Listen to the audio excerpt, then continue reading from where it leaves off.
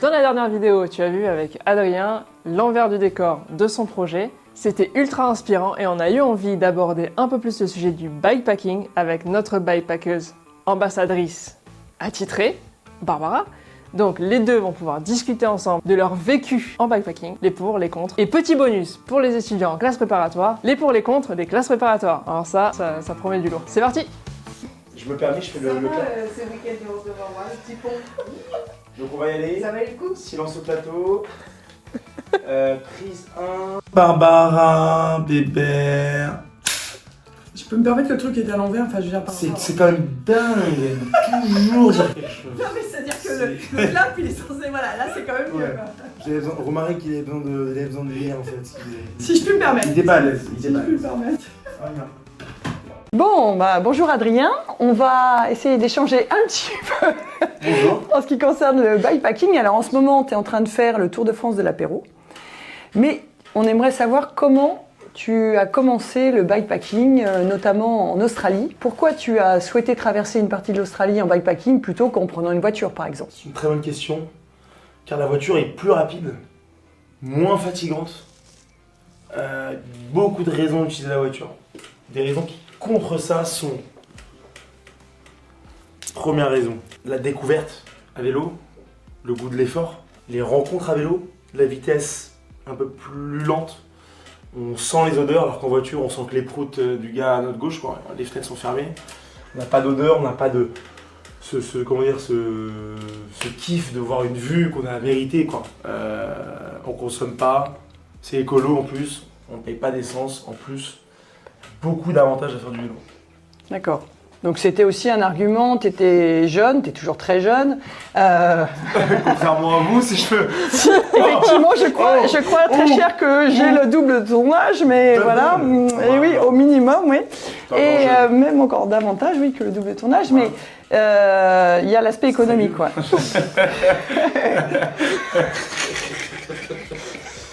Bon, d'accord. Alors parce qu'en ce qui me concerne, moi finalement toi tu es jeune, moi j'ai commencé relativement tard.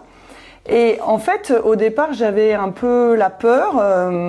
J'ai fait du bikepacking seul, et toi aussi seul d'ailleurs à ce moment-là. Et en tant que femme en plus, j'avais cette peur de me lancer. Et il faut des gens inspirants. Moi, c'est Steven Le Yarrick, en fait, qui est une sorte d'aventurier. Je le connais. Ouais, je crois qu'il te suit.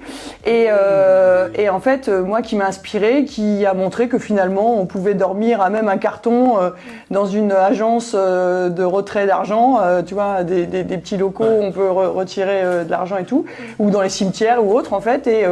Et tu te lances comme ça. Et après, c'est vrai ce que tu disais, j'apprécie le slow travel, comme on dit actuellement, en fait, de prendre son temps, de pouvoir admirer les paysages, sentir le vent, tu vois. Le vent qui glisse sur toi, c'est presque sensuel, tu vois. Parfois ça caille. Ouais, mais sinon c'est presque sensuel. Et puis le goût de l'effort, et puis entendre davantage le son des oiseaux, enfin tout, l'interaction aussi avec les humains, ouais, avec la nature et avec les humains aussi. Et tu peux beaucoup plus communiquer avec les gens quand tu es comme ça à l'extérieur, vulnérable, que lorsque tu es dans ta carrosserie de voiture. Quand t'es vulnérable, c'est bien dit ça. Ouais. Quand t'es vulnérable, ça c'est vrai. Ouais, on est vulnérable. Et quelles ont été tes plus grosses galères en bikepacking finalement? En vélo, en Australie j'étais en remorque. Donc est-ce qu'on peut essayer bikepacking, remorque? Oui, bien sûr. Tu tirais une remorque avec ton énergie musculaire. Je pensais que là on les a enlevés, mais tu sais, j'ai des sacoches partout là. Ouais.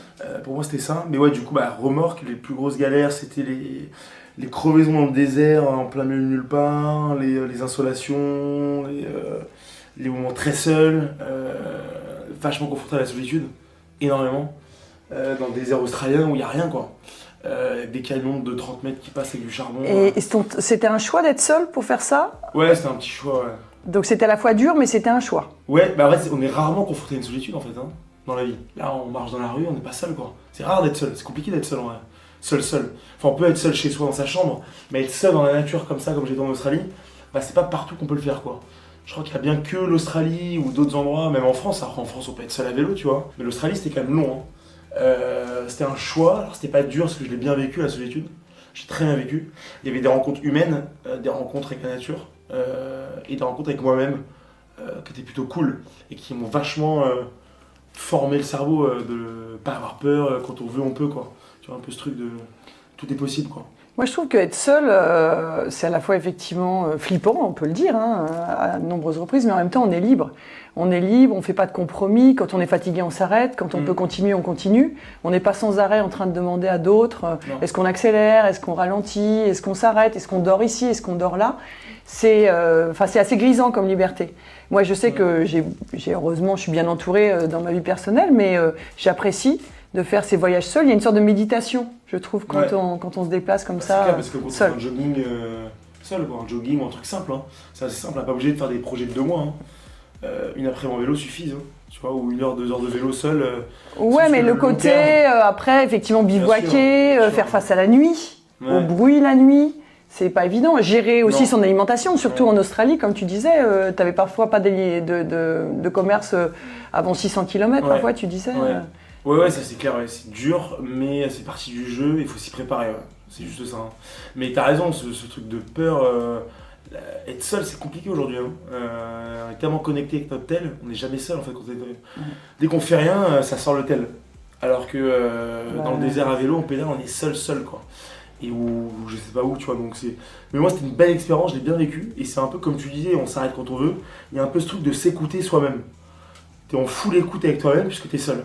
Donc tu prends les décisions, tu as une espèce de prise de décision dans ta tête qui se met en place, où tu deviens décisionnaire de ta vie, décisionnaire de où tu vas, où tu dors, combien de temps tu pédales jusqu'à tel jour. Et en fait, tu es en pleine liberté, quoi. Quand tu es à 2, bah, tu es moins libre parce que tu as les contraintes de l'autre. Et quand tu es seul, tu as une liberté qui n'existe que quand tu es seul. C'est ça. La liberté et du courage. Le courage de la liberté, en fait. Il faut assumer. Il faut assumer ses choix. Ça, la liberté, ça se trouve dans la vie. Hein. Être libre financièrement, être libre... La liberté, c'est quelque chose qui va se chercher, hein. Ça ne tombe pas dessus, quoi. La liberté, c'est magnifique, hein, mais ça peut prendre du temps, comme ça peut être très simple, tu vois. Mais tu vois, là, tu parlais du désert australien, mais par exemple, en dernier bikepacking, j'ai fait les Cévennes. Les Cévennes, il y a des endroits où pendant plus de 24 heures, je n'avais aucun moyen de m'alimenter, en fait. Alors après, tu tisses des liens, parce que justement, quand tu n'as plus rien, tu dois faire appel aux gens. Tu dois, juste pour de l'eau potable parfois, parce que même quand tu as une gourde filtrante, et ben, parfois tu trouves même pas de point d'eau, et tu as besoin des gens. Et comme tu disais par rapport à ton Tour de France, finalement, les gens, ils apprécient de rendre service. Il faut oser demander. Il faut oser demander. Et c'est une forme d'humilité en soi, d'accepter de demander de l'aide. Les gens ont peur de demander de l'aide parce qu'ils ont peur du refus. De 1 et de 2, parce qu'ils osent pas. Alors que c'est tellement humble. De dire à quelqu'un, bah là j'ai besoin d'aide quoi. J'ai pas d'eau, j'ai faim, j'ai pas pris de sous, tu vois, d'accepter et d'être dans la galère et d'aller vers l'autre quoi. C'est celui qui a besoin d'aide qui va demander à l'autre quoi. Moi j'aime beaucoup quand les gens n'osent pas, je leur dis de toute façon, si tu demandes pas, c'est déjà non. Donc au pire tu demandes. Et tu te prendras un non, bah, t'assumes qu'on te dise non, c'est tout. Exactement. Mais de toute façon, si tu ne demandes pas, c'est déjà un non, donc ça vaut la peine de demander. Quoi. C'est pas grave de se prendre des noms. C'est ça. C'est un peu, ça me fait repenser aux accords de Toltec. Là, il y a un des accords de Toltec, c'est jamais prendre les choses personnellement. Donc quand tu prends des noms, moi j'ai fait commercial en Australie, tu prends 400 bâches, tu vends à 5 personnes, t'es content quoi. Apprendre à se prendre des bâches, les gens, malheureusement il y a beaucoup de gens dans la vie qui ont peur de se prendre des bâches et qui n'en prennent jamais. Du coup, dès qu'ils s'en prennent un, c'est horrible. Mais demander de l'aide pour avoir à boire, il faut, et si t'as un nom, c'est pas grave, tu fais la porte d'après, on s'en fout quoi. Et à propos de peur d'ailleurs, enfin moi en tant que femme, il y a plein de gens, même dans mon entourage proche, qui se disent « Ah, mais non, tu vas pas faire ça, mais t'as pas peur ?» Mais si, j'ai peur. Mais j'ai peur. J'ai peur de bivouaquer, en tant que femme seule, j'ai peur de bivouaquer parfois. C'est sûr que tu peux faire des mauvaises rencontres et tout, mais... C'est une bonne peur. Mais il faut tenter. Il y a des nuits où je dors pas beaucoup, hein, parce que voilà, tu es aux aguets, il y a des bruits partout, tu sais pas trop, tu as bivouaqué, tu sais même pas si t'es pas sur un terrain privé, tu vois, on va t'accueillir avec le fusil de chasse et tout. Voilà, il faut tenter. Et moi, je trouve que c'est très très formateur. En tout cas, après, dans la vie de tous les jours, les petits problèmes de la vie de tous les jours, en fait, on passe parce qu'on a l'habitude de ça. La peur aussi, je crois que tu n'es pas fort en mécanique vélo. Moi, je suis totalement nulle. Et en fait, au pire, on demandera de l'aide. Enfin, je veux dire, voilà, Le voyage seul est fait de rencontres. C'est-à-dire que quand je voyage seul, je le voyage seul pour rencontrer des gens. Quand je voyage avec 6 potes, un groupe de 6 potes, bah, je sais que ça va pas trop ça. Tu vois, je vais profiter de mes 6 potes. Et quand je suis seul, bah, je m'ouvre mon moi au l'autre, je donne mon moi aux autres, j'accepte de l'aide, je demande de l'aide et je transmets et je partage avec les gens, quoi. Mais en plus, les gens, on va en reparler un peu d'équipement après, mais les gens, t'arrives avec tes sacoches et tout, ils ont envie de te parler, ils te posent des questions. Ouais, c'est vrai, Ah ouais, mais vous venez d'où? Vous allez où? Oh là là, c'est bien, etc. Et spontanément, des fois, t'as pas besoin de demander. Quand j'ai fait la route des Grandes Alpes en bikepacking en autonomie, je me souviens au Cormet de Roseland, j'arrive, il fait un peu froid, mais c'était somptueux ce que j'avais vu, mais j'arrive un peu froid. Et en fait, il y a des bivouacs où je les fais sauvages pour la nature, puis des fois, t'as pas le choix, tu veux juste la sécurité ce soir-là. Et j'arrive entre deux camping-cars, et là c'était trop chou. Ils arrivent, j'ai rien à demander, il y en a qui disent « Oh, vous devez avoir froid, allez vous changer dans le camping-car ?» Tu vois, donc les affaires. Et puis l'autre à côté, c'était des Allemands, ils m'ont fait de la soupe, ils m'ont fait des choses, tu vois. Enfin, c'est assez... Les gens adorent ouais, c'est ça. rendre service, tu vois. Ouais. Et ce qui est cool, c'est que quand c'est un peu comme dans l'amour, il faut savoir donner sans recevoir. Et quand ces personnes font ça, ils aiment donner. Mais de toute façon, on ne pourra pas sur le mais fait. Mais in fine, en fait, ils ont de toi un moment hyper convivial, hyper sympa. Et tu vois, et en fait, t'as toujours. C'est un échange, en fait. C'est un échange. Et quand tu demandes de l'aide, et ben, les gens te donnent peut-être un truc matériel, mais tu leur donnes autre chose. On fait un peu un avec la nature, un peu dans le sens où on n'a pas grand-chose. Enfin, tu vois, on est un peu démunis quand même. Tu vois, on a juste des cuisses qui pédalent. Il y a un cul qui a mal sur la selle, quoi. Mais, et en plus, moi je trouve que par rapport à la voiture, il y a vraiment plein d'endroits où on ressent mieux et on voit mieux le paysage et tout. Moi je pense par exemple aux calanges de Piana quand j'ai fait le tour de la Corse. Je les avais déjà faites en voiture. Le tour à vélo.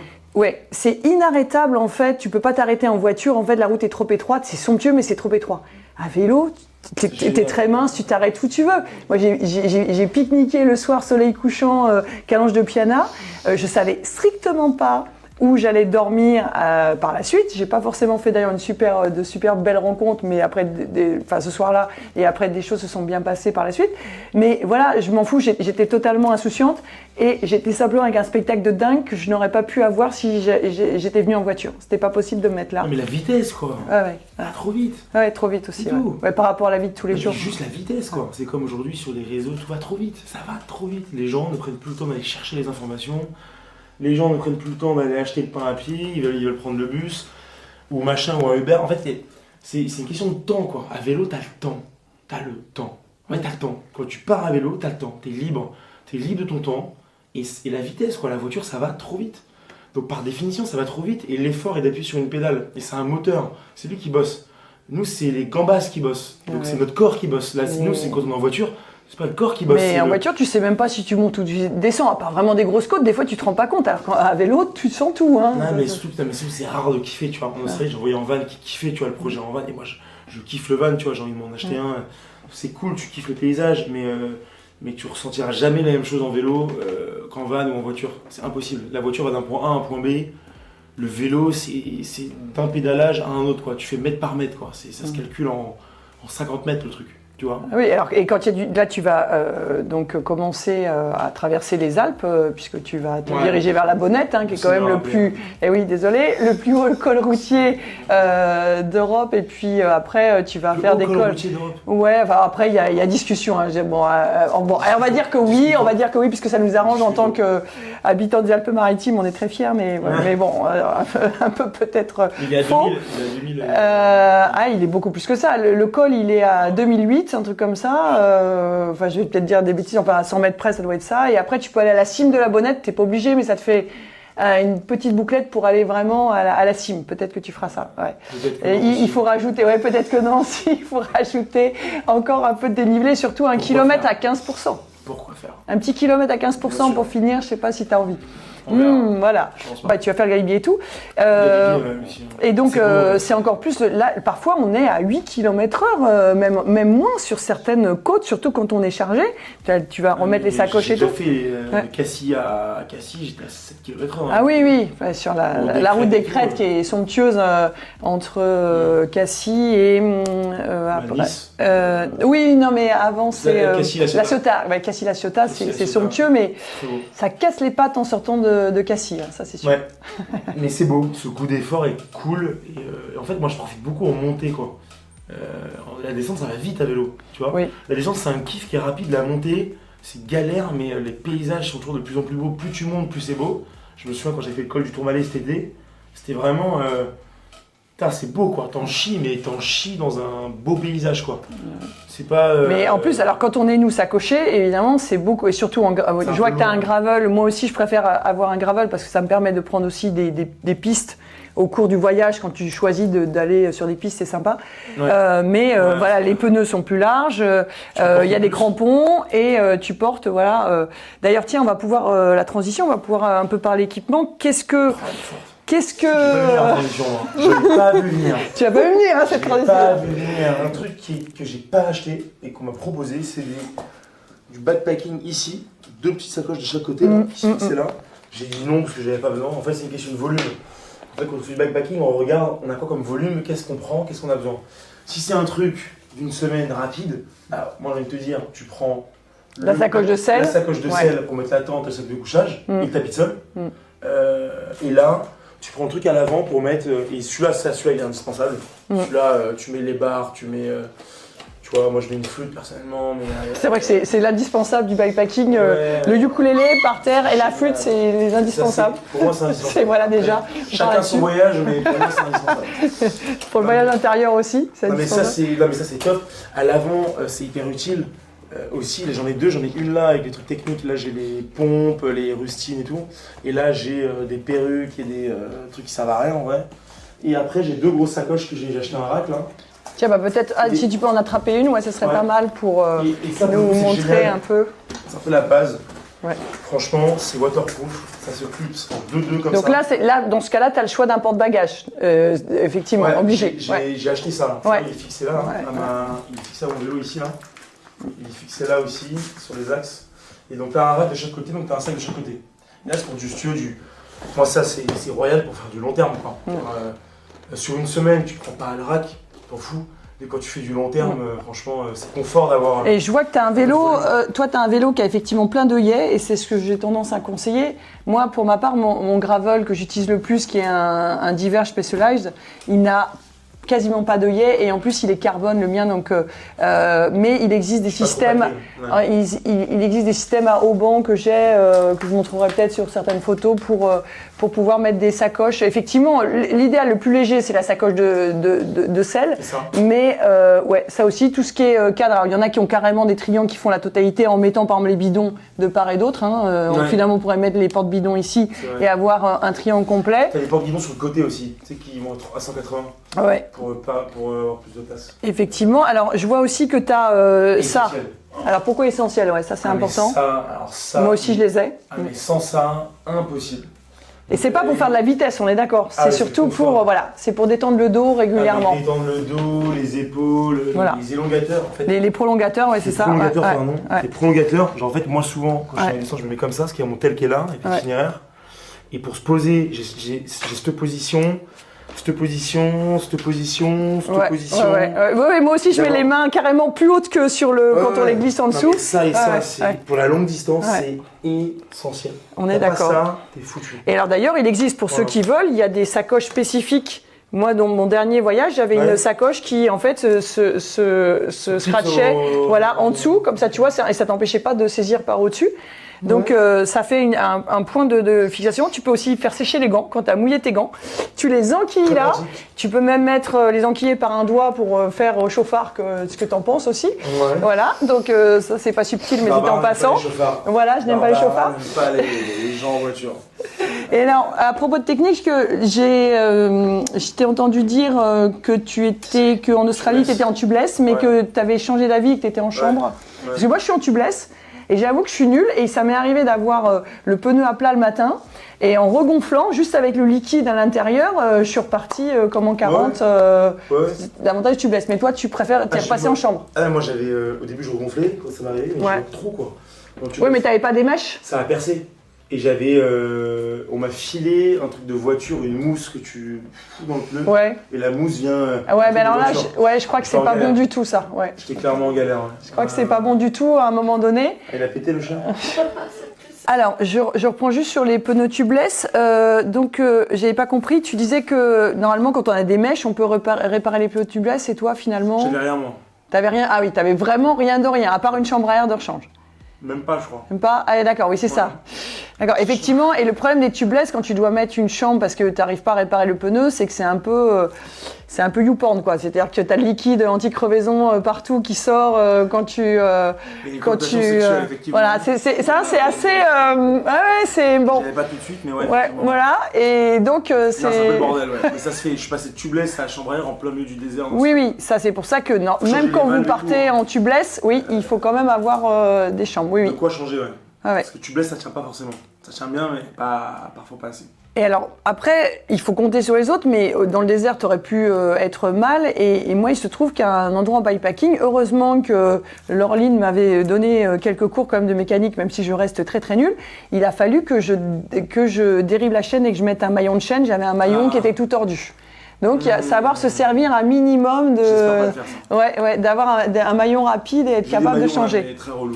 Ouais. Ouais. Et il y en a aussi qui disent la patte de dérailleur, c'est-à-dire ce qui permet de tenir le dérailleur, est assez propriétaire de chaque vélo. Ça coûte que quelques euros et on a intérêt à partir avec parce que quand ça s'arrache cette patte de dérailleur, et ben en fait les autres l'ont pas. Quand tu arrives dans un magasin, ils ne l'auront pas et tout.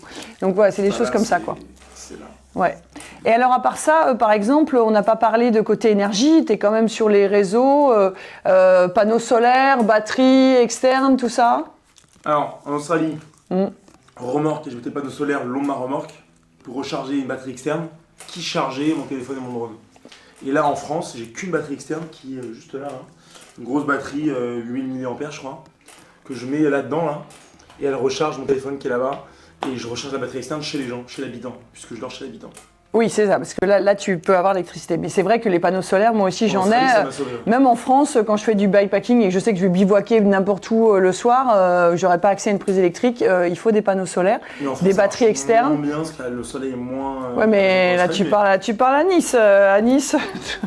Aujourd'hui, pas terrible. le temps. Aujourd'hui, mais quelle mauvaise onde. Aujourd'hui, Hier, il a il fait pleuvait, extrêmement beau. Non, pas du tout. Et quand, par exemple, quand on fait le tour de la Corse ou des choses comme ça, on arrive quand même à utiliser les panneaux solaires. Les gourdes aussi, vachement pratiques pour s'hydrater. Hein. Ouais, On bah, pense pas assez, mais c'est quand même vachement efficace. Et ouais, le plus gros volume possible. Moi, il y a certains bikepacking où j'ai 4 bidons. Tellement je sais que je vais pas avoir accès à l'eau pendant longtemps. Faut folle un peu. Ah, je peux te... Attends. 4 bidons. Hein, Et pire, avoir aussi une poche d'eau parce que quand tu arrives et tu bivouaques à des endroits où tu n'as pas accès à des points d'eau pour te laver un minimum, te laver les dents, te laver aux grandes toilettes, j'avais aussi moi une gourde d'eau, quoi, carrément. Ah ouais.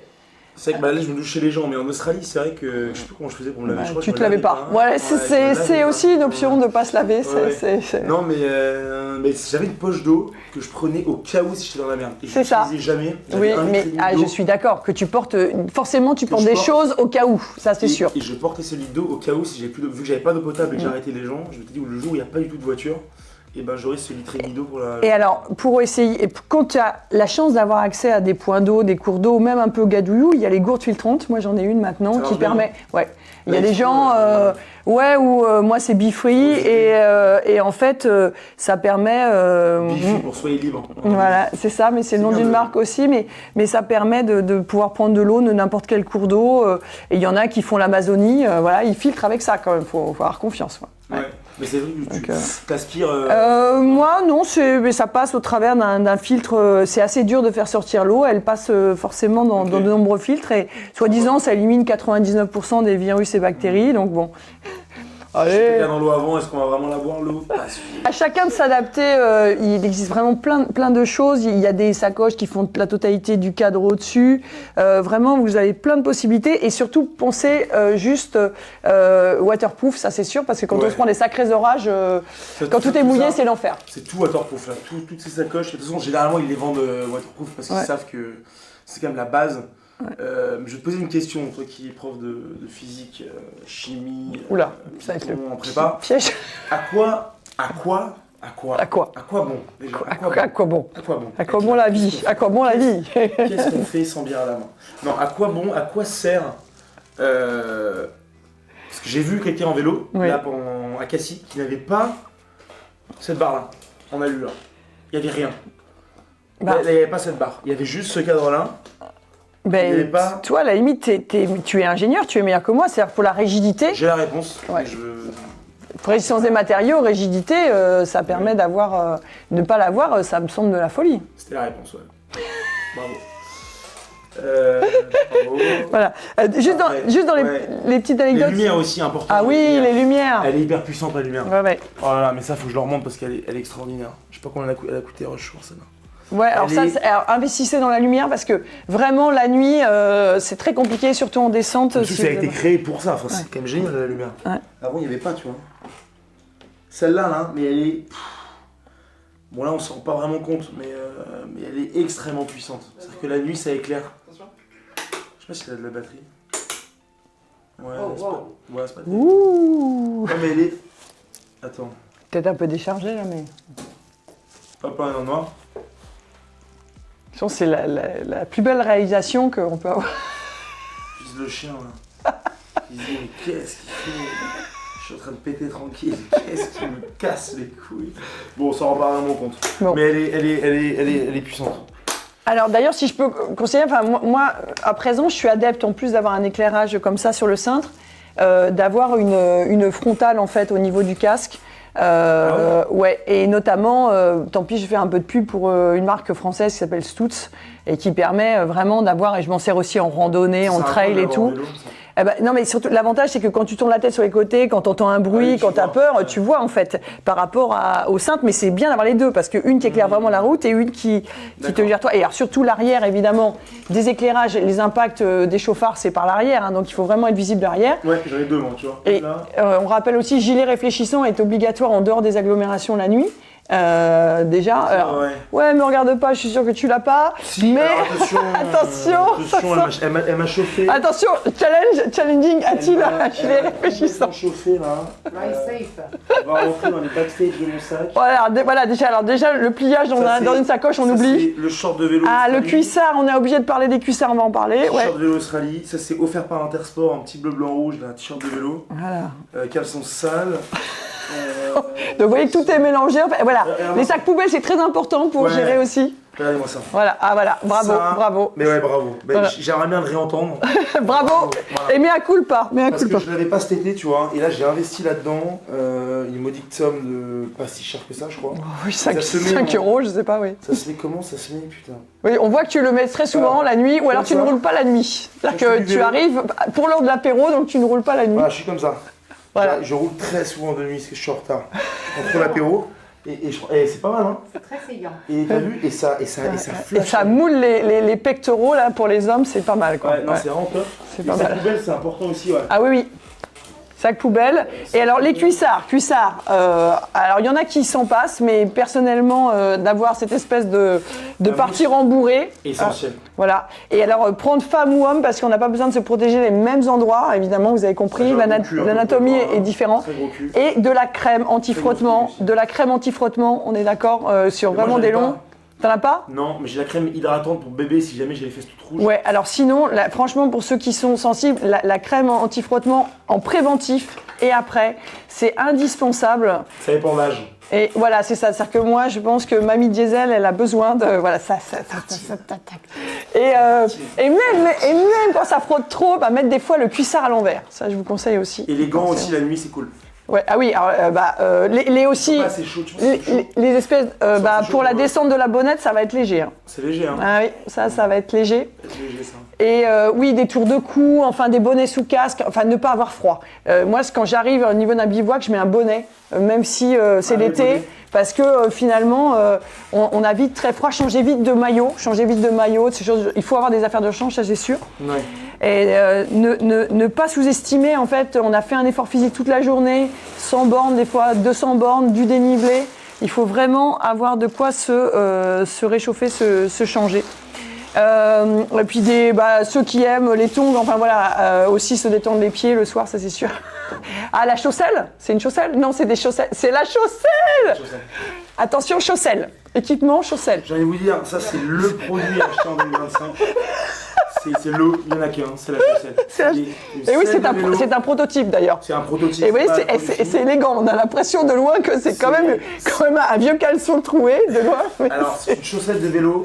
C'est une selle de vélo en chaussettes recyclées qui partent à la poubelle. On les coud ensemble et ça se met comme ceci. On va venir vraiment tac pour le fiacos. comme ceci. Et là, donc le petit zigounito, en fait, il va directement rentrer. C'est si, Attends. c'est si saillant. Attends, je sais plus comment ça marche. Attends, j'ai perdu le truc. Ouais, non, mais. Attends, j'ai perdu le truc. J'ai arrêté, putain. Je regarde, Mais c'est son projet 2025, la chausselle quand même. Donc là, je viens Voilà. d'abord mettre l'ustensile à l'avant. Ouais, on dirait, on enfile un préservatif un peu au départ, voilà, et après. Ah, non, mais. Et en fait, la couture a déjà lâché. Non, elle a lâché, je ne le mets plus parce que ça a lâché. Non, mais c'est un proto. C'est quand tu fais un proto.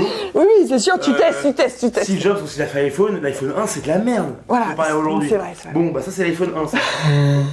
L'idée est là. Voilà, oh non, mais là. Ça. Non, mais t'es là. C'est. J'en meurs d'envie. Ça y est, j'en meurs d'envie. C'est le fait qui partent à la poubelle. On recycle, on en fait une selle de vélo, selle de vélo, la chausselle. On va venir l'année prochaine, donc le Proto 2. Il y aura 4 couches de chaussettes recyclées pour un cube beaucoup mieux rembourré. Des coutures. Ça, c'est vraiment un proto, quoi. On est sur un. Ça tient pas. On a Alors. Voilà. Vous verrez, moi, plus c'est dur, mieux c'est pour moi. Moi, personnellement, j'avoue que des selles bien dures et évidées où il faut, c'est quand même pour moi le top. Je suis la seule à penser ça. Je ne suis pas sûre. Parce qu'on a tous mal au cul et on veut tous. Non mais. On veut tous. Et je crois que je l'ai mal mis, putain. Non mais ça, c'est. Non, ça va là. Je crois qu'esthétiquement, on est sur le sommet. Non, c'est génial. Mais attends, mais j'ai un doute. Je peux plus là. J'ai un doute sur... Non mais ouais, je crois que c'est ça. Non mais c'est vrai que... qu'est-ce qu'on dit déjà? C'est que quand c'est confortable, c'est moche. Quand c'est confortable, c'est moche. Je pense que là, on a la démonstration. Et moi, je trouve ça magnifique parce que tu vois, c'est original. Ça parle. Chaque paire sera unique l'année prochaine car c'est complètement des chaussettes qui ont un défaut de formation. Par exemple là, il y en a une merguez qui est mal faite, du coup ça a été jeté. Boum! On en fait une chaussette. À la base, puis là, dans 36-41. Voilà, et bleu avec bleu, jaune avec jaune, on est sur vraiment de l'accord des couleurs. Il y aura de la couleur, il y aura de... Non mais si je peux me permettre, hein, à la base, ça, là, ce truc-là, c'est des 4. Des 4, ça s'est fait en Chine. Ouais, c'est mou, ça coûte 20 balles, c'est chinois, c'est pas écolo. Là, tu mets ça à la place, c'est bien mieux, ça se lave, c'est écolo, c'est sympa. Et ça sera imperméable et il y aura d'autres protos bien mieux que ça. Voilà. Ça, alors, j'utilise au quotidien. Pour les selles, moi je conseille quand même. Alors, on va faire battle de selles parce que on est à peu près d'accord sur tout. Voilà. Moi c'est ça avec ça. Vous faites des milliers de kilomètres. Alors là c'est c'est mon vélo route, n'est-ce pas? C'est celui qui a fait d'ailleurs l'étape du Tour, n'est-ce pas? Ici, l'étape du Tour, hein, ici. Là. Ouais, je me la pète un peu. Allez. L'humilité. Voilà, l'humilité, bah oui, on reconnaît le prof de prépa là qui est pas sympa. Et donc, là ici, ça c'est dur et c'est évidé. Ça c'est une selle pour les femmes. Elle est évidée où il faut pour les femmes. Moi personnellement, voilà. Oh là, oui, c'est vrai qu'on pourrait directement en fait en pédalant. C'est vrai que j'ai pas pensé. Et moi, je dans ma selle pour mon sgeg d'ailleurs. Donc voilà, on n'est pas du tout sur le même. Voilà, là en fait, on sait pas quel est le vieux des deux parce que Mamie Diesel, elle a du dur, on dirait un peu celle de Papy. Ouais. Voilà, donc chacun son idée de la selle. Moi j'ai un beau cul. Alors, moi j'avais un dernier petit truc, franchement, que je trouve indispensable dans le packing. C'est les petits sacs à dos pliables. Parce que quand tu t'arrêtes à la boulangerie pour la dévaliser pour 24 heures, les 24 heures qui vont venir, et que tes sacoches elles sont ras la gueule, que tu as eu du mal à les attacher et tout, les désacocher, c'est l'enfer. Ça, hop, dans le dos, avec tes sandwichs et tout, c'est indispensable. Hein. C'est génial. Ça, c'est indispensable. Franchement. Et puis, ça évidemment. Aussi, pour le petit support. Ah oui, le support, téléphone, GPS, machin, évidemment. Très bien. Tout. Voilà. Bah, je crois qu'on a fait un peu le tour. Hein. C'était très structuré, c'était très carré. C'était pas mal. C'était carré. Et les gourdes. Ah ouais. Prenez des gourdes comme ça. Oui, voilà. Isolé, non? Non, prenez des gourdes, ouais, un peu isolées avec la nulle. Tu sais, ça protège, ça garde le froid, etc. Zéphal, c'est la marque Zéphal, mais tu vois, avec du... T'as ça, toi ou pas? Ouais, j'en ai, je vais chercher de suite. Le plastique, c'est nul. En fait, ce qui est nul, c'est que ça se jette rapidement. C'est par exemple, moi, les derniers, avec le plastique, avec la chaleur, ça macère dans la gourde, et en fait, tu es obligé de jeter la gourde, et c'est un peu débile. Donc, par exemple, cette gourde-là, je l'ai achetée, je regrette un peu parce que dans un mois, je vais l'acheter, quoi. Donc, c'est un peu de la merde. Il faut acheter la bonne qualité de gourde pour les conserver le plus longtemps possible. Donc soit de l'alu, soit là je vois qu'il y a des bonnes gourdes. Ouais, mais elles sont plastiques aussi, j'avoue. Il faut les laver régulièrement en fait. Mais voilà. Mais Faut par les contre, entretenir. ouais, ça c'est la marque Camelback, elles sont effectivement isolées. Cela dit, tiens, ça me permet de rebondir. Alors, vas-y. Quand il fait extrêmement chaud, franchement, ça se réchauffe trop vite, tu bois de l'eau chaude, c'est l'enfer. Pensez à mettre une chaussette mouillée. Tu vois, toi, t'as la chaussette. Mais ça fait le taf. Hein. Hey. Ça reste froid, Ouais, mais écoute, franchement, en plein cagnard, peut-être, écoute, moi, Ouais. franchement, Facile. quand la route des Grandes Alpes, je faisais 40. Quand j'ai commencé à monter, par exemple, le col du Télégraphe et ensuite col du Galibier, il faisait 38 à Saint-Michel-de-Maurienne. Tu vois? Et ben, c'était l'eau chaude. Et en fait, tu enfiles une chaussette que tu as mouillée, même l'eau de la rivière, en fait. Et franchement, ça conserve, c'est très élégant. En fait, c'est comme la chaussette, c'est très élégant. Les gars, des fois, qu'elle n'aime pas le design de la chaussette, c'est marrant, je sais pas quoi. Et franchement, c'est vraiment super d'avoir des chaussettes mouillées. Voilà, pensez-y l'été. Mais ça, en fait, ça c'est de l'alu. Non mais. Non, mais- non, c'est mieux, c'est mieux, c'est mieux. Non mais dans le sens où ça, tu fais de la physique, ça reflète les rayons du soleil dans l'autre sens, Oui. ça ne rentre pas dans l'eau. Ouais. Donc en fait, ça réchauffe pas l'eau. Non, mais c'est vrai que ça a l'air vraiment sympa, ça. Ça c'est vraiment cool. Et on parle de marque Zefal, c'est vraiment une marque qui je trouve accessible parce que Apidura et C'est cher. Ortlieb, c'est vraiment très bonne Ouais, marque. moi, je suis blindé, Mais je c'est suis vraiment extrêmement blindé. Ouais, cher. je suis blindé. Zefal, Ouais. je trouve qu'ils arrivent à faire des produits qui sont un super rapport qualité-prix. Et Decathlon aussi, il faut pas se leurrer, il Ouais. y a des trucs très bien chez Decathlon, quoi. Bon, bah oui, mais Ils me écoute. sponsorisent pas, je me permets pas de parler d'eux. D'accord, alors moi j'ai pas de sponsor, Passez-moi donc un je moment, parle de tout le faites-moi monde. dire un moment et on pourra discuter, ouais. Non mais ces gourdes là sont top, franchement, faut prendre celles-là là, en grande et petite, c'est chouette. Prenez une chaîne de vélo pour faire tourner la roue, c'est vachement pratique ça aussi. Parce que sans la chaîne, la roue ne tourne pas. Ouais. C'est le mouvement de la chaîne sur les pignons qui va entraîner la roue. Et il y a différentes tailles de pignons qui vous permettront d'avoir différentes vitesses pour la dureté de l'effort.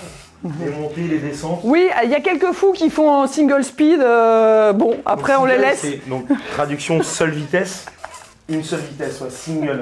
Et des freins aussi, des freins pour freiner. Oui, sauf bon, c'est qu'on est un peu lâche parce que les freins J'ai c'est des pour les freins lâches, mais voilà. J'ai des freins Oui. à disque, vachement important dans les descentes, quand même les freins. Même si moi je freine jamais dans les descentes. Mais en cas d'urgence, c'est important les freins. Et les trucs obligatoires, alors moi je suis un peu légaliste, des catadioptres sur les pédales, il y en a qui les enlèvent pour alléger, mais les catadioptres, tu les as non, qui réfléchissent les phares des voitures par exemple. Ah mais ça c'est obligatoire ça. Oui, c'est obligatoire, mais il y en a qui les enlèvent parce que ceux qui sont au minimum de poids. Nous, on a notre maison sur le dos, t'as ton ukulélé, t'as ta Moi je porte des flûte. perruques, tu vois. Voilà, donc. J'ai clairement pas enlevé ça Alors nous, on longtemps. n'est pas du tout sur de l'alléger en fait. Tu vois, on casse Non, pas le manche de la brosse à dents pour alléger. Nous, on n'est pas comme ça. nous. On est là pour kiffer Voilà. avant tout. Mais en vrai quand même les prolongateurs, moi je trouve que c'est quand même le truc Ouais. que les gens n'ont pas Non, souvent non, ça c'est sûr. et qui est vachement Ouais, essentiel. ouais, non, c'est sûr. Avec bien sûr l'eau, parce que l'eau c'est Et vachement alors, important. quand on fait du bikepacking à long terme, on lave les vêtements avec des produits biodégradables dans la rivière et tout. Ça, c'est Il faut les bien. faire sécher. Donc on ressemble à rien. Et plus on a de points pour pondre un peu les vêtements pendant qu'on pédale pour que ça sèche, mieux c'est aussi. Ça c'est important. Je crois que c'est bon. On a fait à peu près le tour du En vrai, bikepacking. On est pas mal. pas Là. mal. Je crois qu'on est pas mal. La moto c'est bien aussi. Hein. La moto, ça fait du bruit, moi je trouve. La moto, ça pollue aussi. Hein. Ah oui, alors une anecdote, le truc qui t'a vraiment frappé en bikepacking. Une anecdote que j'invente ou que qui est... Je peux inventer une anecdote. Vas-y, comment on va Ah non, non, je comptais sur toi pour réfléchir. Mais chacun donne une anecdote, une chacun. Vous avez deviné laquelle est fausse. On fait ça, je te donne deux anecdotes. Une qui est vraie, une qui est fausse. Ça va être l'horreur. Et tu l'as deviné. Après, je crois que j'ai déjà dit tout à l'heure, j'ai dit le truc où j'ai failli crever. Là. On croit que j'étais mort, j'ai déjà dit ça. Anecdote en vélo, hein. Pas à l'école ou au tennis. Vraiment, on reste dans le thème. On reste dans le thème, ouais. On sort pas du thème. Eh ben ok. non, on est, J'aurais pu sortir on est là, trois mais- d'esprit ici, c'est vélo. Hein. On reste dans le thème. Anecdote vélo, en vrai anecdote cool, dans la traversée du désert en Australie, j'ai rejoint à la fin, sur les 500 derniers kilomètres, il y avait un monsieur de 65 ans, qui faisait le même truc que moi, et là je me suis dit, waouh, en fait je suis qu'une belle merde, le mec il a 50 balais plus que WAM, 40 balais plus que WAM, et il fait le même itinéraire. Alors que ce que je faisais paraissait fou par rapport à tout mon entourage, etc. Et en fait, tu fais le truc et t'as un gars, 70 balais, il fait la même chose, ses grosses sacoches, peinard. Et ça, Ça ramène bien les pieds sur terre. Et c'est une anecdote qui m'a marqué parce que j'ai fini le projet avec lui. Et j'ai franchi la ligne d'arrivée avec ce monsieur. C'est lui qui m'a échangé ma chambre à air quand mon tubeless était mort en fait. On avait fini ensemble. C'est comme ça que je l'ai rencontré. C'est dans la galère que je l'ai rencontré. Donc anecdote très sympa avec ce monsieur, on est devenus très amis. Et lui, il a fini le tour de l'Australie à vélo. C'est la dernière partie à faire. Il l'a fait en 10 ans je crois. En tout, en petite partie. Mais voilà, anecdote de rencontre plutôt sympa. Comme quoi pour le vélo, il n'y a pas d'âge. J'ai rencontré un mec dans le Tour de France. Il faisait 11 000 km dans un mois. Il avait 72 ans. Ah, c'est un sport porté, c'est extraordinaire. C'est génial, c'est un sport porté et c'est vrai que du coup c'est accès à tout le monde, jeune, moyen jeune, vieux. Ouais, je connais des gens qui marchent avec une canne et qui accrochent la canne et après à vélo ils filent en fait. Hein. C'est extraordinaire l'autonomie que ça peut apporter à tous les âges. Hein. Et ça porte tes charges, ça porte tes courses pour les personnes âgées. Enfin, ça reste un moyen de transport absolument incroyable. Ouais, c'est chouette. C'était la première anecdote et la deuxième alors? La deuxième c'est que j'ai vu ma mère en vélo. C'est assez dur alors de trouver quelle est la bonne anecdote entre les deux. Subtilité. Je te laisse réfléchir. Hein. Ouais. Là ouais, j'ai besoin, tic-tac, tic-tac. Hein, j'adore vraiment. Et surtout effectivement, de manière incestueuse. De manière incestueuse. YouTube, ciao. Après l'anecdote où on a cru que j'étais mort en Australie, elle est rigolote quand même. Les gens se sont arrêtés, ils ont pilé et ils ont vraiment cru que j'étais mort. Parce que je faisais des installations et je m'allongeais pour me reposer dans l'ombre de ma remorque qui met en pleine route, en plein milieu du désert. Et les voitures, le peu qui passaient, s'arrêtaient mais d'un coup quoi. Parce que j'étais quand même proche de la route aussi. Beaucoup ont pensé que j'étais décédé. Ouais. Ça a beaucoup fait rire ça. Il faut faire vraiment attention. Le soleil, donc là évidemment, j'ose même pas imaginer en Australie, mais même donc l'été, même en France, hein, ouais. Même en France métropolitaine, ça tape et on cherche vraiment des points d'ombre partout. Moi je mets une gapette, c'est une espèce de casquette qu'on peut mettre sous le casque, qui permettent, et en fait tu la mouilles. Enfin moi je passais mon temps à mouiller la gapette et ça permet d'éviter les insolations. Pas ça, c'est pas mal, ça c'est sous le casque. Ouais, les gapettes c'est top. Laureline elle en a plein aussi. Elle en a plein de super sympas, des gapettes. Bon là celle-là elle est humoristique mais il y en a d'autres et tu la glisses, très humoristique, très subtile. Là j'ai vu les yeux, ah oui, là il y a l'humour. Elle est très humoristique cette casquette. Et oh la teuté, ouais. Voilà. Et en fait, et donc tu relèves évidemment la visière devant en plus. Voilà, beaucoup de style. Voilà. Ça sert à quoi la visière le soleil, typiquement, tu la relèves quand il n'y a pas trop de soleil. Quand tu as vraiment le soleil dans les yeux, ça te soulage aussi. Hein. Et donc quand tu la mouilles, oui, ça protège de la pluie. Et quand tu la mouilles et que tu as trop chaud, ça évite vraiment les insolations sous casque. Donc je conseille aussi. J'aime beaucoup comme ça. Là je suis très chaud de marcher dans la rue comme ça moi. Il y a les yeux des deux côtés, je vois le côté humoristique. Très humoristique. Sur quelqu'un qui est genre là content, pas content, tu vois. Content, pas content. Madame fâchée, monsieur content, voilà, tac. Ça aurait été humoristique ça. Non mais ouais, c'est pas mal. C'est pas mal ça. Alors sinon, moi pour une anecdote en bikepacking, pas forcément sur le vélo, juste sur le côté bivouac en fait. Ouais. Donc on n'a pas toujours le droit de bivouaquer et parfois on en prend la loi. Ce qui d'ailleurs, moi à titre perso, je laisse rien, on peut pas savoir que j'ai bivouaqué à un endroit et même je fais du plugging, je récupère les déchets que je vais trouver sur place pour les jeter plus loin. Ouais, ramasser les déchets, normalement c'est en courant, mais là c'est en faisant du vélo, quand je vois des déchets, je les ramasse et je les mets plus loin. Et c'était en fait sur la côte aquitaine, je faisais le tour de la Nouvelle-Aquitaine, et j'arrive sur une plage, mais à perte de vue. Et en fait l'idée, surtout quand tu es une femme et que tu peux avoir peur, c'est pas vu, pas pris. Tu arrives pour bivouaquer assez tard pour qu'on t'ait pas vu. Si on t'a pas vu, il n'y aura pas de prédateur potentiel pour venir t'embêter si on ne sait pas que tu es là. Sauf que quand tu es sur une plage qui fait des kilomètres de long, évidemment c'est difficile de se cacher. J'étais arrivée tard quand même. Il y avait un pêcheur qui est resté bien tard, ça m'embêtait. Et après, je commence à essayer de dormir. Et tout d'un coup, j'ai eu la peur de ma vie. Arrive tout un groupe de jeunes. Au départ, je savais pas que c'était des jeunes. J'entends beaucoup de bruit. Et puis un groupe, je me dis un groupe, ça peut faire n'importe quoi. Surtout éméché et tout, ça peut faire n'importe quoi. Et je n'allume pas ma tente. Heureusement, je m'étais décalée exprès de l'entrée de la plage assez loin pour qu'ils me voient pas. Et en fait, ils étaient tous nus. En plus, je sors donc dans le noir, en fait. Ils étaient tous nus, ils avaient l'air tous sous. Il y avait des courants de baïnes. Je me suis dit, ils vont tous mourir noyés, tu vois. Je suis restée une demi-heure à surveiller, donc à flipper quand on parle de la peur. Oui, il faut surmonter, ça fait partie des peurs. Encore une fois, quand tu as un groupe, de personnes sous, tu sais pas ce qui peut t'arriver. Tu vois, s'ils commencent à interagir avec toi, qu'est-ce qui va se passer? On est seul, il n'y a personne pour venir en aide s'il se passe un problème.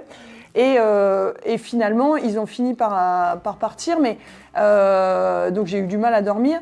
Et clairement, le bivouac, il faut se rendre compte qu'en bikepacking, il y a plein de moments où tu dors pas, tu passes une mauvaise nuit, quoi. Oui.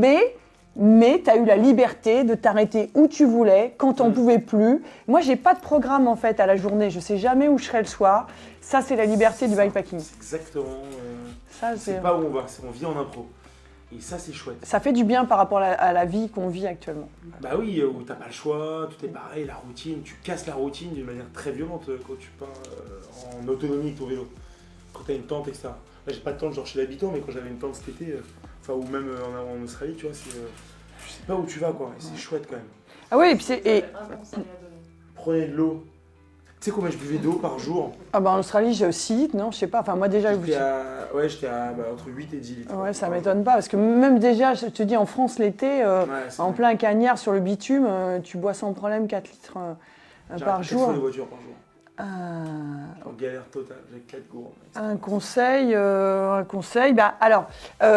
conseil pour ceux qui commencent, un week-end, c'est-à-dire juste une nuit, partir pour 2 jours juste avec une nuit pour commencer. Pour se rendre compte, voilà, de commencer à avoir. On a quand même des besoins particuliers, chacun spécifique. T'es plutôt frileux, t'es plutôt machin, lui, ça part vraiment comme ça. Donc, tenter juste partir avec une nuit pour commencer qui est prévue, parce qu'au pire, même si elle est catastrophique, t'arrives à tenir et t'arrives à retourner ou à arriver à ton point d'arrivée prévu, comme ça. Et puis, un conseil aussi, éviter les points fixes, justement, quand tu pars à l'aventure. C'est-à-dire, par exemple, tu veux aller d'un point à un point B et être très contraint, qu'il faut arriver absolument avant tel jour, telle heure, quoi. Ça stresse à mort. Parce qu'entre les pannes, les coups de moins bien, etc., il faut avoir de la marge. Typiquement, quand tu fais le tour de la Corse, par exemple, en général, tu as un bateau d'arrivée et un bateau de retour. Donc, c'est ça que le point fixe, c'est qu'il faut que tu arrives avant ton bateau qui va te ramener sur le continent. Ouais, il faut prendre de la marge. Et puis profiter, parce que si tu es dans le stress de la moindre panne ou de la panne mécanique ou la panne physique, c'est compliqué. Il faut se laisser le temps de l'impro. Oui, exactement. De parler aux gens. Dormir chez des gens, peut-être rester un jour de plus. Donc il faut se laisser de la marge en projet pour justement kiffer. Le but, c'est quand même de rencontrer des gens et kiffer, quoi. Donc il faut se laisser ce temps-là. Et comme tu dis, pas trop prévoir, etc. Mais de démarrer avec une nuit, pourquoi pas. Moi, j'ai démarré, je t'avoue, sur 2 mois, mais... Oui, mais t'avais quel âge? T'étais bien inconscient. J'avais 22... j'avais 22 ans, je crois, 22 ans. J'allais avoir 23 ans. Mais après, avec les scouts, j'avais déjà dormi en tente beaucoup de fois. Ouais. En fait, ça dépend des gens. Si c'est des gens qui n'ont jamais dormi en tente, etc., forcément, c'est une grosse découverte. J'ai fait 15 ans de scoutisme, la tente, j'en ai bouffé tellement que... moi, c'est juste le vélo. Moi, c'était la mécanique du vélo qui me faisait un peu peur. Dormir dehors, j'en ai rien à foutre, moi. Mais pour des gens qui n'ont jamais dormi dehors, qui n'ont jamais fait de vélo, faut y aller tranquillou. Tu te dis, tu pars samedi matin, tu te fais 40 bornes, 50 bornes, tu dors un peu dans la nature, tu reviens le lendemain, ça fait 100 bornes en tout, pépouze, tranquillou. Tu rencontres des gens, tu prends l'apéro, tu te marres un coup et t'écris un peu. Moi, j'écrivais beaucoup en Australie. Ça a beaucoup aidé ça. J'écris dans un petit carnet de journal de bord, jour 1, jour 2. Je disais toutes mes conneries. Et ce carnet, je ne l'ai pas relu depuis, je l'ai relu à la fin et c'était extraordinaire. C'est fou ce que j'ai écrit dedans. J'ai hâte de le relire d'ailleurs. Vous me faites penser à le relire. Donc il faut écrire, il faut profiter. Moi, il faut oser, il faut se lancer. Voilà. C'est un peu le mot de la fin, quoi. En fait, c'est oser, quoi. Il faut se lancer, il faut let's go, quoi. Non, mais finalement, c'est ça, c'est les rires, c'est la vie, quoi. Il faut oser. Elle intervient en plein discours de Romaric. Donc il se vexe forcément. Romaric, très déçu, Romaric, des gens qui l'interrompent. Non, mais il faut se lancer, franchement, oser. En fait, une fois qu'on y a goûté, vélo ou pas vélo d'ailleurs, rando, je sais pas quoi, ce que tu veux. Ouais, le bivouac, bien sûr. Seul, la rando, le dormir en bivouac. Mais il faut en bouffer ça. Il faut en bouffer en groupe, c'est cool, c'est drôle, et seul. Parce que seul, c'est pas du tout la même chose qu'à 2 ou à 5. Il faut le bouffer seul au moins une fois en sa vie, que ce soit un week-end ou sur 2 mois. Tout dépend du temps que tu as, etc. Mais donne-toi le temps, parce que quand on veut, on peut. On a tous du temps. On dit tous qu'on n'a pas de temps, mais on se le donne pas.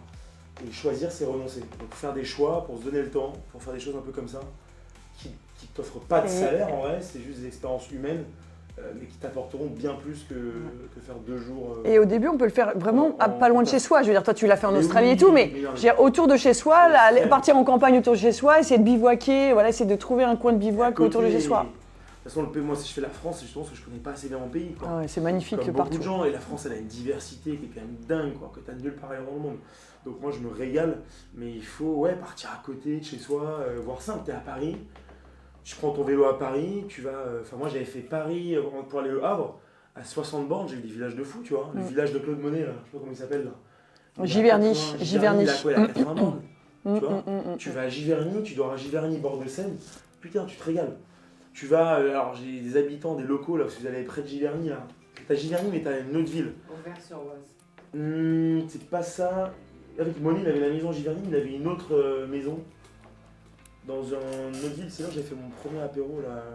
Et, les gens sont adorables. Les gens, en plus pas dans les villes, ils sont toujours hyper accueillants. Enfin, moi, ça me régale. Donc, faut y aller. Ouais, moi, mon dernier bikepacking, les Cévennes, extraordinaire, les Cévennes, Cévennes, extraordinaire. Et vraiment, le département de la Lozère, notamment, l'Ardèche et tout, c'est extraordinaire, extraordinaire. Ouais. J'ai pas encore débriefé, mais j'ai des images, une émotion, notamment en gravel, mais de dingue, quoi. Et de dingue. Mais c'est dingue. Non, franchement, c'est dingue. Allez-y. Par contre, en budget, c'est vrai que c'est pas rien acheter un vélo quand même. Parce que moi, il m'a coûté $2000 australiens, donc 1500 €, je pense. Juste le vélo. Les sacoches, un bon 600 balles, c'est merde quand même. Alors celle-là, c'est des marques, c'est pour ça que je disais Zephyr est moins cher. Faut acheter de l'occasion. typiquement. Faut acheter de l'occasion. J'ai acheté 9, d'ailleurs je les revends, donc si c'est faux. Je les revends pas. Non, mais il faut. C'est un budget en vrai. Parce que, non, mais Apidura et Ortlieb, c'est vraiment cher. Franchement, mais j'ai mis le budget. Il faut économiser, c'est un beau cadeau à se faire à soi-même. Parce que c'est une liberté qu'on a en vélo qui est géniale. Donc, il a pété. Oui, il a pété, putain. Oui, je pense qu'il y a assez de mots de la fin, non? Ça devrait aller. Il a pété, c'est le mot de la fin. J'aurais aimé plus poétique quand même pour le bikepacking, si je puis me permettre. À chaque fois de stopper les Si je puis me permettre, ça serait pas mal. Ouais. Bah, vous pouvez balancer un peu de fin de tournage. Et après. Eh bien, merci Gaëtan. Merci, gentil. Et à toutes les Gwendolyn qui regardent la vidéo. À tous les Romaric, les Esteban. Non, un grand merci à tous d'avoir regardé cette vidéo. Et puis n'hésitez pas si vous avez des questions, mais ne nous harcelez pas, c'est important. Oubliez-nous, voilà. Si vous avez des questions, oubliez-nous, c'est vraiment très simple. Il y a les suites Barbara sur sa chaîne de prépa. Qui n'existe pas. Voilà. Et moi, allez me suivre. Si jamais la vidéo fait 8 millions de vues, si je peux gagner 8 millions d'abonnés sur Instagram, ça m'arrange pour gagner de l'argent, parce que je gagne pas d'argent. Je crois que sur YouTube, tu gagnerais de l'argent, mais sur Instagram, je crois pas. Ouais, il faut que je me lance sur YouTube. Tu me fais penser à ça. Abonnez-vous, bébé en galère, et abonnez-vous à ce beau atelier. Abonnez-vous à Vintage Queen Bike Repair. Direction l'atelier pour une nouvelle histoire. Alors right face, mets du cœur à l'ouvrage. Les routes sont belles quand on fait l'orissage. Et pour redonner vie à ta vie d'antan, viens à l'atelier chez Vintage Queen tout simplement.